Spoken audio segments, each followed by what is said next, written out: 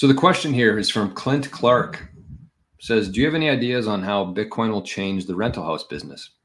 How could a small landlord adapt in a Bitcoin standard? Very good question. And I hope this lands with a lot of people, because this is something I've been thinking a lot about and really how to communicate it to people in an efficient way. But here's what I would say on that. My first thought is just sell your rental house. Just sell it, cash it in. The real estate market is higher than the highest it's going to be, I think, for a while. Once these rates kick in, especially here in Canada, depends on what country you're in, but specifically here in Canada, there are people with 5-year fixed mortgages right now on 1%, 1.5%. In a year or two from now, those are going to go up to 5%. That's a big, big deal. So there's going to be foreclosures. There's going to be a lot less people buying. The market's going to come down from here. So what I would say is sell your rental house. If you have like 1 or 2 of them, if you have 20 of them, that's a whole different story. But if you have 1 or 2 of them, I would just honestly cash them out. You don't have to worry about the headache anymore. You don't have to pay all the hidden costs with the house. Just cash it out, buy Bitcoin, protect it. That's it. But if you want to keep it, the one thing I would say is it says, how could a small landlord adapt into a Bitcoin standard? So the first thing I would say is like, try to find some Bitcoiners to rent from you. That'd be the most logical thing to do. Within your ad, just include at the bottom there, discounts available if paying in Bitcoin. Include that in your ad. You're going to attract some Bitcoiners. If there's any Bitcoiners in your local area looking to rent a house, makes perfect sense. Offer a discount for people paying in Bitcoin every month. So you're accepting Bitcoin. Obviously, you have to have a bit of a cash balance there because you're going to have costs every month, but you could get creative with that, I think. So that's the obvious one. But the second part of that would be try to find Bitcoiners in your local community and say, I'm renting this house. I'm going to accept Bitcoin. I'm going to give a really good price if people are paying in Bitcoin, and just send that out to everybody, all the Bitcoiners within your local network there. And then they'll tell their friends. And then all of a sudden, word travels pretty fast, I think. So that'd be the second one there. But the other thing that I would say is if you are a landlord, and I've been a landlord before myself, but you have these costs that come up and then really eat into your profits. So let's say that you had a rental house for 10 years and you made like $5,000 a year in profit, which I think is fairly rare right now with the cost of everything. But let's say you made $5,000 per year profit after tax.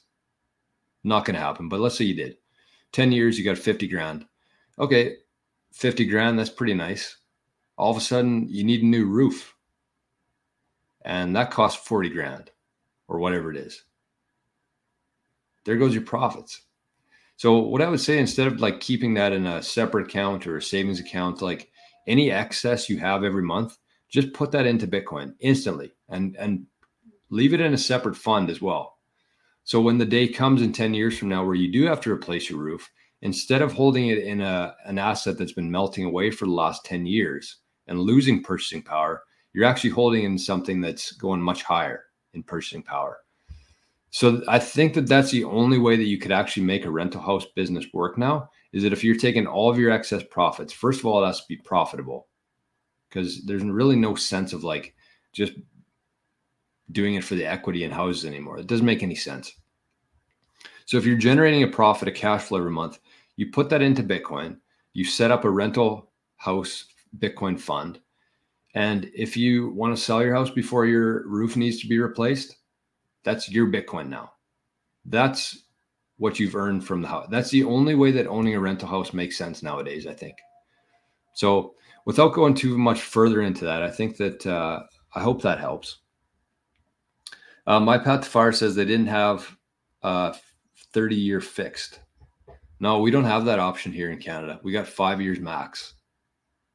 So there's going to be a lot of pain here in Canada in the next couple of years. A lot of pain. We're already seeing it. I've talked to a couple of realtors in the last month or two saying that there's people moving from like the nicest areas of town. They're selling those houses and moving into different neighborhoods because they can't afford their mortgages anymore already. And it's probably been 2 years now since, like, when I got this house, I think I paid 2% rate, which was 2 years ago. So I still have 3 years left on this mortgage. And that's like probably best case for people. There's going to be mortgages coming up in the next year or two now at 1% that are going to roll into a 5-year or 5% rate. Like, that's so significant. People don't understand that. People don't understand that even when you buy a house, you see the list price of $400,000, but people don't understand that they're also paying another $400,000 in interest. So the actual cost of that house is closer to $800,000.